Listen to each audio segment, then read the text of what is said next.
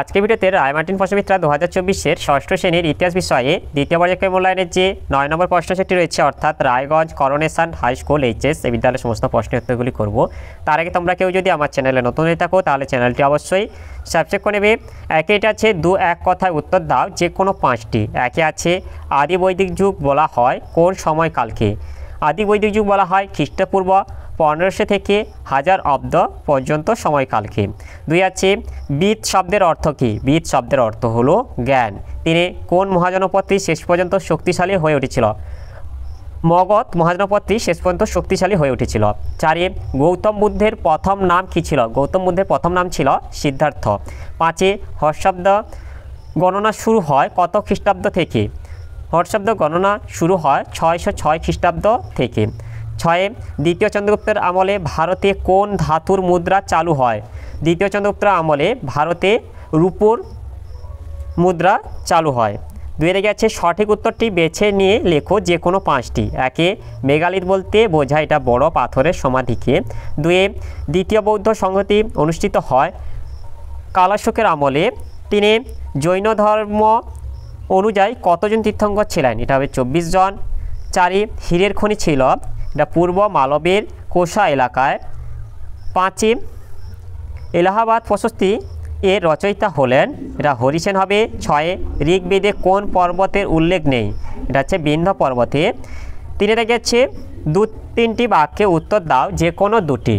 একে আছে ইন্দো ইউরোপীয়রা কেন তৃণভূমি অঞ্চলে বসবাস করতেন? বেশিরভাগ ঐতিহাসিকদের মতে ইন্দো ইউরোপীয়রা ছিল মধ্য এশিয়ার তৃণভূমি অঞ্চলে যাযাবর। তাদের জীবিকা ছিল পশুপালন। গৃহপালিত পশুদের খাদ্য তৃণভূমি অঞ্চল থেকে সহজেই পাওয়া যেত, তাই এই যাযাবর গোষ্ঠী তৃণভূমি অঞ্চলে বসবাস করত।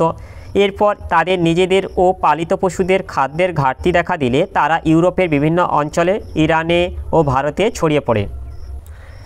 এরপরে 2 আছে জৈন ধর্মে ত্রিরত্ন কী কী? জৈন ধর্মে ত্রিরত্ন বলতে বোঝায় সৎ বিশ্বাস, সৎ জ্ঞান ও সৎ আচরণ। একটিকে এগুলোকে হচ্ছে রত্ন বলা হয়, সংখ্যায় 3টি বলে একসঙ্গে এগুলোকে বলা হয় ত্রিরত্ন। এরপরে 3 যাচ্ছে মগধ ও ব্রিজি মহাজনপদ দুটির মধ্যে কি কি পার্থক্য তোমার চোখে পড়ে? মগধ একে আছে মগধ ছিল রাজতান্ত্রিক, এখানে রাজারা শাসন করত। ব্রিজি ছিল গণরাজ্য, এখানে জনগণ আলোচনা করে শাসন চালাতো। 2 মগধের রাজারা প্রজাদের কাছ থেকে প্রয়োজনে সহজে বাড়তি কর আদায় করতে পারত। ব্রিজির শাসকরা প্রজাদের কাছ থেকে প্রয়োজনে সহজে বাড়তি কর আদায় করতে পারত না। এরপরে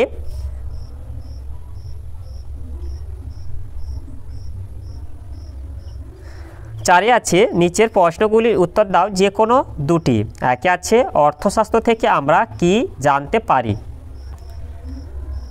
অর্থশাস্ত্র বইয়ের লেখক কৌটিল্য বা চাণক্য বা বিষ্ণুগুপ্ত। অর্থশাস্ত্র বইয়ের বিষয় অর্থশাস্ত্র টাকা কড়ি নিয়ে লেখা বই নয়। অর্থশাস্ত্র রাজনীতি নিয়ে লেখা বই। রাজার কি করা উচিত ও রাজার কাজের সমস্ত বিষয়ে খুঁটিনাটি আলোচনা আছে অর্থশাস্ত্রে। অর্থশাস্ত্র থেকে মৌর্য আমলের ইতিহাস জানা যায়। অর্থশাস্ত্রে লেখা আছে একে রাজা হলেন দেশ শাসনের কাজে নিযুক্ত প্রধান ব্যক্তি। দেশের মধ্যে রাজার কথাই শেষ কথা। 2 রাজার প্রয়োজনে ছলচাতুরিও করতে পারেন। এরপরে 2 আছে বেশিরভাগ মহাজনপদ গঙ্গা উপত্যকায় গড়ে ওঠার কারণ কি? গঙ্গা উপত্যকা অঞ্চলে মহাজনপদগুলি শক্তিশালী হয়ে উঠেছিল। মহাজনপদগুলির শক্তিশালী হওয়ার কারণ ছিল একে হচ্ছে রাজ্য জয়ের সুবিধা। বিরাট গঙ্গা উপত্যকা ছিল একটি সমতল অঞ্চল, ফলে রাজ্য জয়ের ক্ষেত্রে প্রাকৃতিক বাধা ছিল না। 2 কৃষি সমৃদ্ধ অঞ্চল। পলিমাটির গঙ্গা উপত্যকা ছিল উর্বর, ফলে এখানে চাষ ভালো হতো। 3 যুদ্ধের জন্য হাতি পাওয়ার সুবিধা।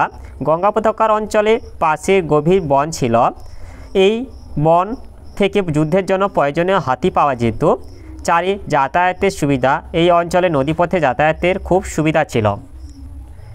এরপরে 3 আছে মৌর্য সাম্রাজ্যের পতনের কারণ কি সংক্ষেপে উল্লেখ করো? চন্দ্রগুপ্ত মৌর্য প্রতিষ্ঠিত মৌর্য সাম্রাজ্য সম্রাট অশোকের আমলে অভাবনীয় উন্নতি করলেও তার মৃত্যুর মাত্র 50 বছরের মধ্যেই ধ্বংসের দিকে ধাবিত হয়। মৌর্য সাম্রাজ্যের পতনের কারণ, মৌর্য সাম্রাজ্যের পতনের বিভিন্ন কারণ ছিল, যথা একই হচ্ছে বিশাল সাম্রাজ্য। চন্দ্রগুপ্ত মৌর্য ও অশোকের আমলে মৌর্য সাম্রাজ্য বিশাল অঞ্চলে ছড়িয়ে পড়েছিল। একজন শাসকের পক্ষে একটি মাত্র স্থান থেকে এই বিশাল সাম্রাজ্য ঠিকমতো পরিচালনা করা সম্ভব ছিল না। দুই, প্রশাসনিক দুর্বলতা। বিশাল সাম্রাজ্যে কেন্দ্রীয় শক্তির দুর্বলতার কারণে প্রশাসনিক ব্যবস্থাও দুর্বল হয়ে পড়ে। আমলাতান্ত্রিক ব্যবস্থা রাজার আনুগত্যের বাইরে চলে যায়। তিনি ব্রাহ্মণদের ভূমিকা। অশোক দণ্ড সমতা ও ব্যবহার সমতার প্রচলন এবং প্রাণী হত্যা নিষিদ্ধ করে ব্রাহ্মণদের বিরাগভাজন হন। ধর্ম মহামাত্র নিয়োগকে ব্রাহ্মণদের অধিকারের উপর হস্তক্ষেপ বলে মনে করে ব্রাহ্মণরা মৌর্য সাম্রাজ্যের বিরোধিতা শুরু করে। এরপরে চারিটা আছে অর্থনৈতিক কারণ। বিশাল সাম্রাজ্য পরিচালনা ও বিরাট সামরিক বাহিনীর ব্যয়ভার সাম্রাজ্যের আর্থিক অনটনের কারণ। এছাড়া রাজস্ব ফাঁকির ফলে রাজকোষ ক্রমশ অর্থশূন্য হতে থাকে। 5, দুর্বল উত্তরাধিকারী।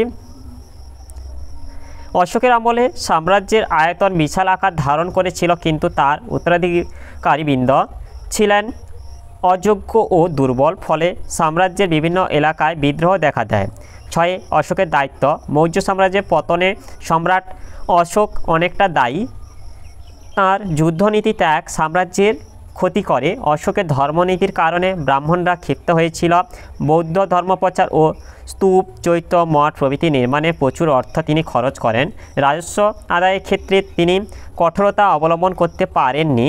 উপরোক্ত এই সকল কারণগুলি মৌর্য সাম্রাজ্যের পতনকে ত্বরান্বিত করে।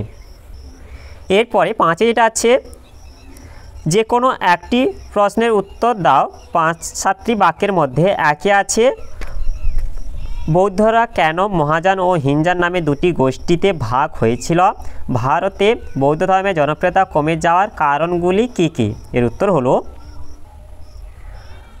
বুদ্ধদেবের পরবর্তী বৌদ্ধ সঙ্গের নিয়মনীতি শিথিল হতে থাকে। কিছু সন্ন্যাসী ভোগবিলাসী হয়ে পড়ে। তারা আমিষ খাবার খায়, দামি ও ভালো ভালো পোশাক পরে, দান হিসেবে ব্যক্তিগতভাবে অর্থ, সোনা, রূপো নিতে থাকে। এরা বৌদ্ধের মূর্তি পূজাও শুরু করে।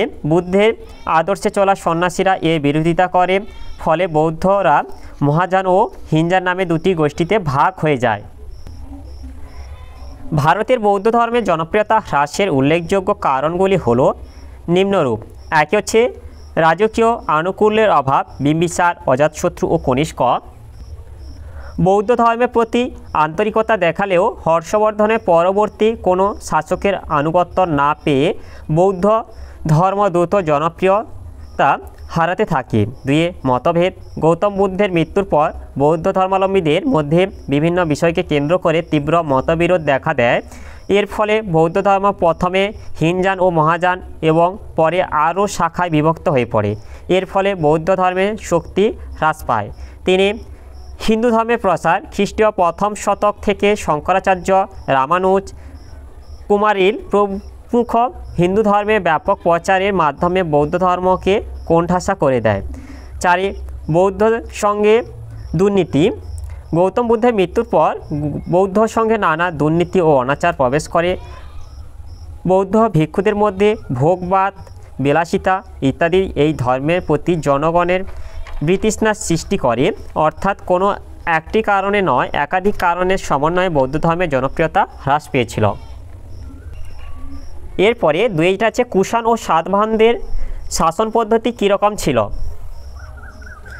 কুষাণদের শাসন পদ্ধতি। কুষাণরা চীন থেকে এসেছিলেন, তাই তাঁরা চীন সম্রাটদের মতো নিজেদের দেবপুত্র বা দেবতার পুত্র বলে ঘোষণা করতেন। কুষাণ সম্রাট কনিষ্ক মহারাজা রাজাধিরাজ দেবপুত্র শাহী উপাধি নিয়েছিলেন।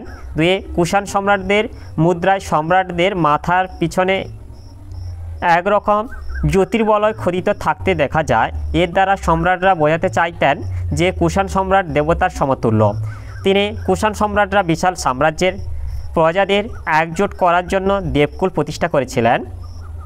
দেবকুল হলো মন্দিরের মতো একটি পুজোর জায়গা, সেখানে কুষাণ সম্রাটের মূর্তি রাখা হতো। 4, কুষাণ শাসন ব্যবস্থায় 2 জন শাসক মিলে রাজ্য শাসন করত। অনেক সময় বাবা ও ছেলে একসঙ্গে সাম্রাজ্যের শাসন কাজ চালাতেন। 5, কুষাণ শাসকরা শাসন ব্যবস্থার সুবিধার জন্য সাম্রাজ্যকে কতগুলি প্রদেশে ভাগ করেছিল? এই প্রদেশের শাসকদের ক্ষত্রপ বলা হতো। সাতবাহনদের শাসন পদ্ধতি একই। সাতবাহন শাসন ব্যবস্থার প্রধান ছিলেন রাজা, তিনি সেনাবাহিনীরও প্রধান ছিলেন।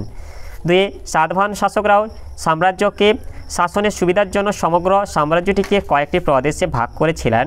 সাতবাহন প্রদেশের শাসনের দায়িত্ব ছিল সমাজদের উপর। 3 সাতবাহন শাসকরা কৃষক, বণিক ও কারিগরদের কাছ থেকে কর আদায় করতেন, তবে তারা ধর্মীয় প্রতিষ্ঠানকে জমি দিলে তার থেকে কর নিতেন না। তাহলে আজকে ভিডিওতে আমরা ষষ্ঠ শ্রেণী ইতিহাস বিষয়ের যে 9 দাগে Raiganj Coronation High School HS বিদ্যালয়ের সমস্ত প্রশ্নের উত্তরগুলি শেষ করলাম। আর তোমরা কেউ যদি আমার চ্যানেলটা এখনও সাবস্ক্রাইব করে রাখোনি তাহলে চ্যানেলটা অবশ্যই সাবস্ক্রাইব করে নেবে। ভিডিওটি ভালো লাগলে ভিডিওটিকে লাইক, কমেন্ট ও শেয়ার করতে ভুলবে না।